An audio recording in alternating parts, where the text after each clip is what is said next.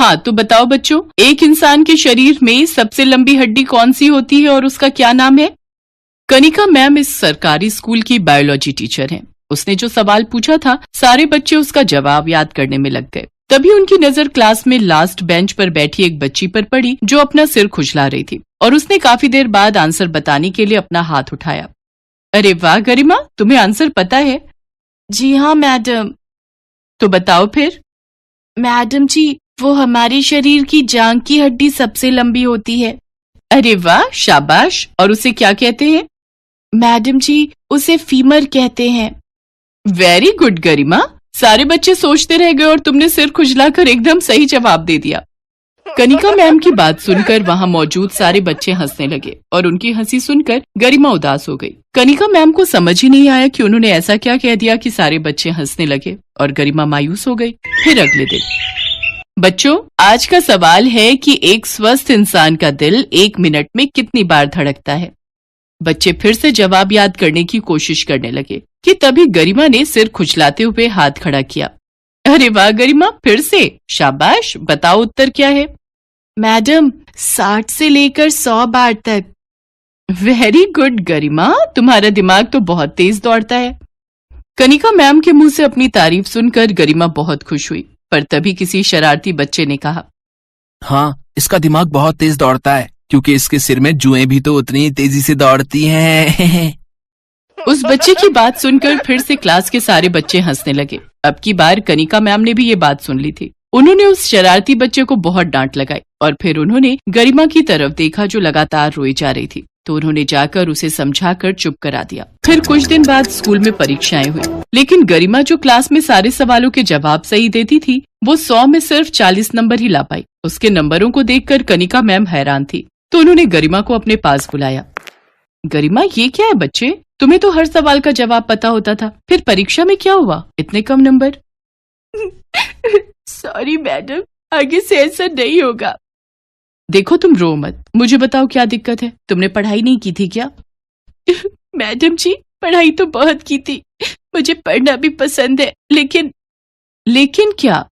Madam, मुझे ये जुए पढ़ने नहीं देती। मेरे सिर में बहुत सारी जुए हैं, इसी वजह से मैं सारा दिन अपना सिर खुजलाती रहती हूँ और जुओं की वजह से ही कोई बच्चा मुझसे बात नहीं करता है और न ही कोई मेरे साथ बैठता है।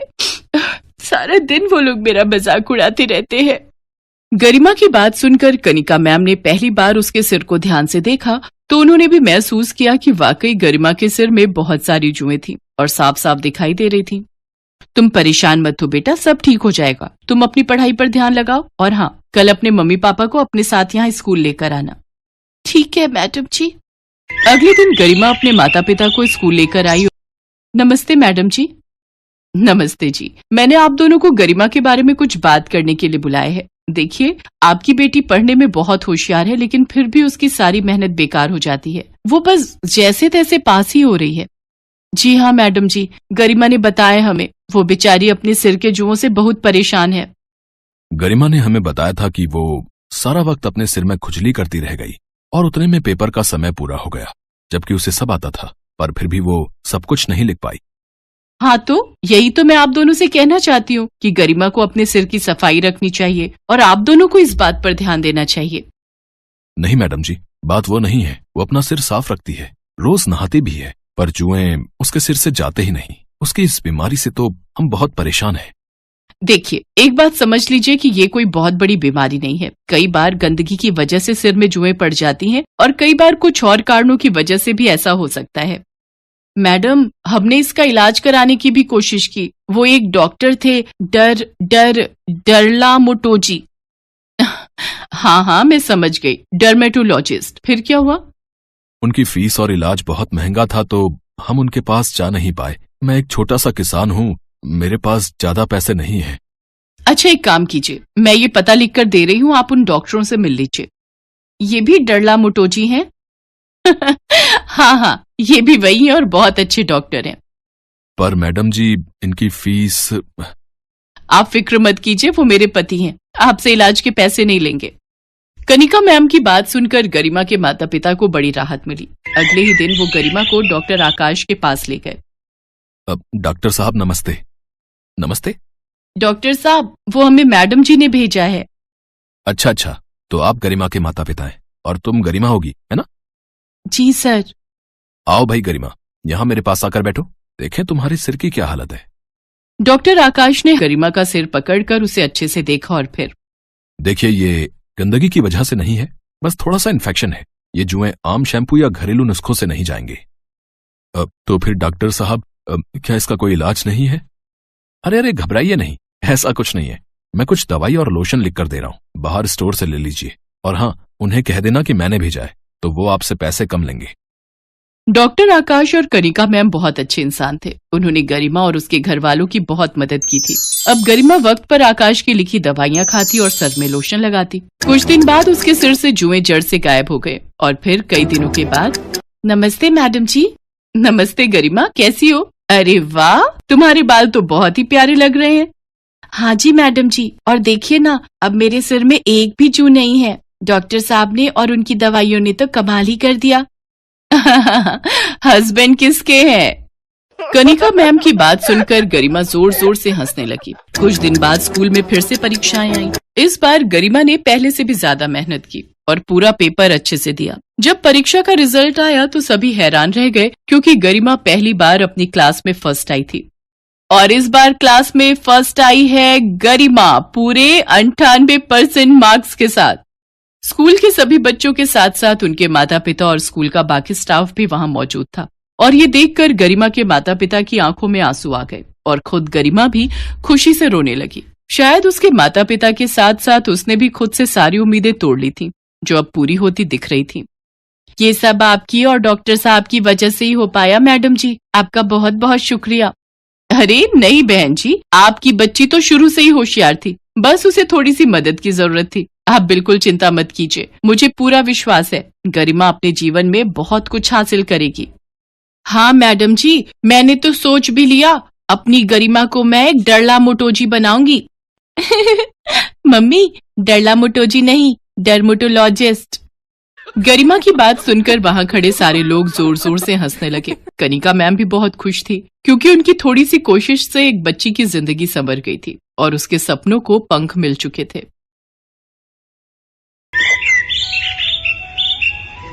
पारुल 10 साल की एक बहुत ही मासूम लड़की थी। उसके सिर पर बाल नहीं उगते थे, इस कारण वो गंजी थी।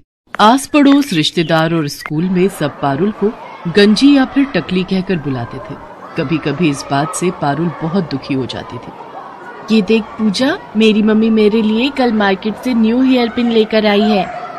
अरे शीतल, ये हेयर पिन तो बहुत सुंदर है, मुझे ऐसी पिन्स मंगवा देगी? हाँ हाँ, क्यों नहीं। अरे संभाल कर, देखा जमीन पर गिरा दी। ओ गंजी, इधर आ। हाँ आती हूँ। ये हेयर पिन्स उठा कर दे। Thank you. अच्छा, तुझे चाहिए तो तेरे लिए भी एक सेट मंगवा दूंगी। नहीं, मुझे नहीं चाहिए। तू भी पागल है शीतल, ये गंजी अपने सिर पर हेयर पिन्स कैसे लगाएगी? ये तो गंजी है, गंजी। अरे मैं तो भूल ही गई थी, ये तो गंजी खोपड़ी है। तभी वहाँ क्लास टीचर आ जाती है और सब बच्चे खड़े हो जाते हैं। गुड मॉर्निंग बच्चों, आज आप सबके लिए एक बहुत अच्छी न्यूज है। हमारे स्कूल में एक बहुत बड़े लेवल का फैशन शो होने जा रहा है, इसलिए आप सब भी उसकी तैयारी शुरू कर लें। वाह, फैशन शो, फिर तो मैं ही सबसे सुंदर दिखूंगी। यार शीतल, तू तो बहुत घमंडी है, हम भी तो सुंदर लग सकते हैं, तू अपने बारे में क्यों सोचती है? ये बात तेरी अच्छी नहीं है। अरे नहीं नहीं, मेरा वो मतलब नहीं था, तुम सब भी सुंदर बन जाना। पर मैं एक रिच फैमिली से बिलोंग करती हूँ, तो मेरे मॉम डैड तो मेरे लिए महंगी ड्रेस खरीद ही देंगे। तेरे मम्मी पापा तो जॉब करते हैं ना, तो तेरे लिए इतनी महंगी ड्रेस नहीं खरीद पाएंगे। और मेरे तो बाल भी कितने लंबे और सुंदर हैं, मैं तो अपने बालों में पार्लर से कोई भी अच्छा सा स्टाइल बनवा सकती हूँ। तुम लोगों के बाल भी बहुत छोटे छोटे हैं, बिल्कुल उस गंजी पारुल की तरह। शीतल की बातों को सुनकर पूजा गुस्से में आ जाती है, पर वो उस वक्त उसे कुछ नहीं कहती। पारुल रोती हुई घर जाती है। पता नहीं कैसे स्कूल में मेरी बच्ची का एडमिशन करवा दिया, सारे बच्चे इसका मजाक उड़ाते हैं, कब तक सहन करेगी? बड़ी मुश्किल से तो ये स्कूल मिला है, हमारे बजट में भी है, और फिर बच्चे हैं, बच्चों की तो आदत ही होती है एक दूसरे का मजाक उड़ाने की। पारुल बिटिया, हमें कभी भी किसी की बात का बुरा नहीं मानना चाहिए। अगर हम ऐसे ही हर किसी की बात का बुरा मानने लगे तो जीवन काटना बहुत मुश्किल हो जाएगा बच्चे। अगले दिन पारुल स्कूल के लिए निकली, पर आज वो जिस रास्ते से जाती थी उस रास्ते से ना जाकर दूसरे रास्ते से स्कूल की तरफ चली जाती है। पर वो मन ही मन सोच में थी, पता नहीं स्कूल जाने का बिल्कुल भी मन नहीं हो रहा। मेरे साथ ऐसा क्यों हुआ? मेरे सिर पर बाल क्यों नहीं है? अगर मेरे सिर पर भी बाल होते तो मैं कितनी सुंदर लग, फिर मेरा भी कोई मजाक नहीं उड़ाता। तभी पारुल को किसी के बुलाने की आवाज आती है। कोई बचाओ, मैं इस गड्ढे में गिर गई हूँ, मेरी मदद करो। अरे आप कौन हो? रुको मैं आपको बाहर निकालती हूँ। इन्हें बचाने के लिए तो मुझे रस्सी की जरूरत पड़ेगी।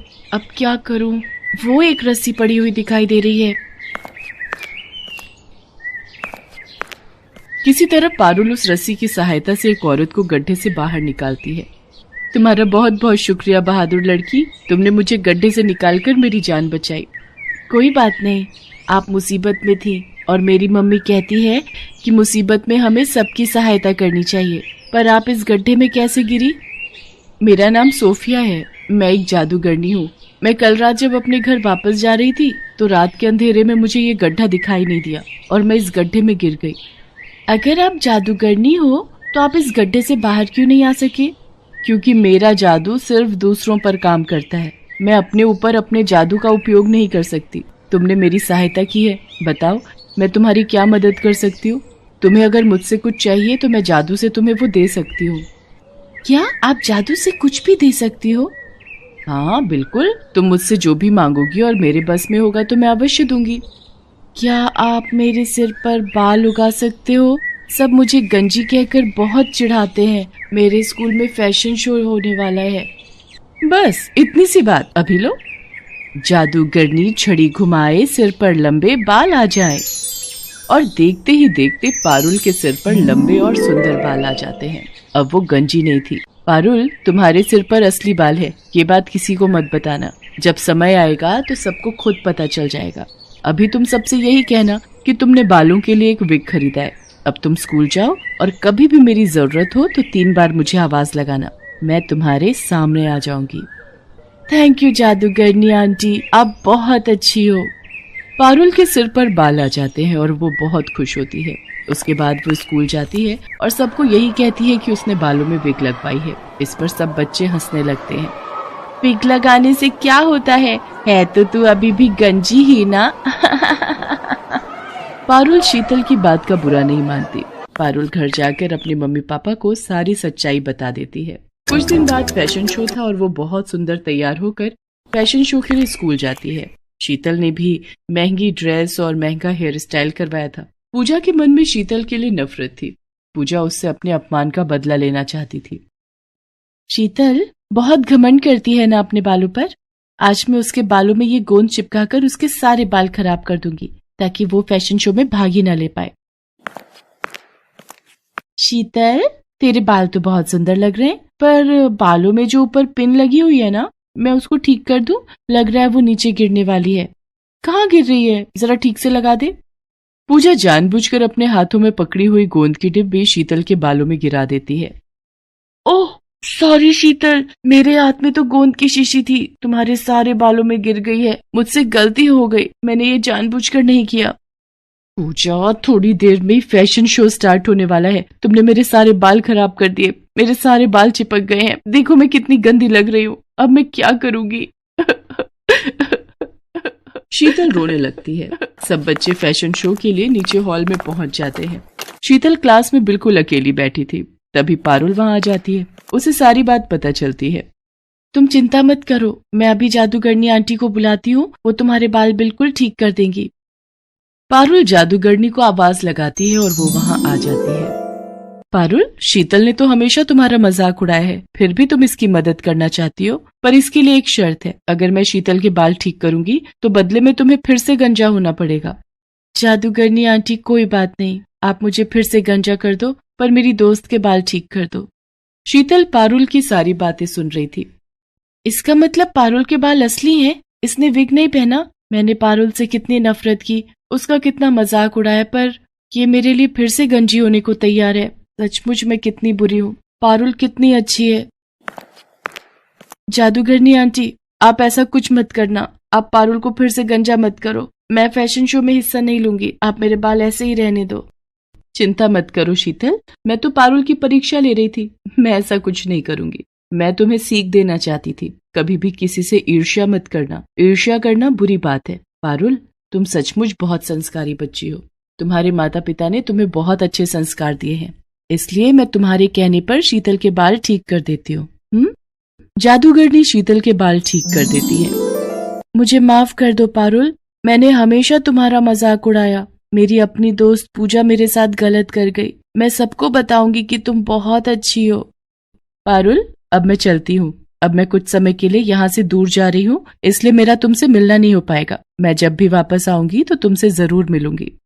पारुल और शीतल दोनों मिलकर फैशन शो में हिस्सा लेती हैं। शीतल सबको पारुल के बारे में बताती है। शीतल ने पूजा से बात करना बंद कर दिया था, क्योंकि पूजा ने जानबूझकर बहुत बड़ी गलती की थी। उस दिन से पारुल और शीतल दोनों अच्छी दोस्त बन जाते हैं। पारुल ने हमेशा दूसरों की मदद की, और जो दूसरों की मदद करता है हमेशा उसके साथ अच्छा ही होता है।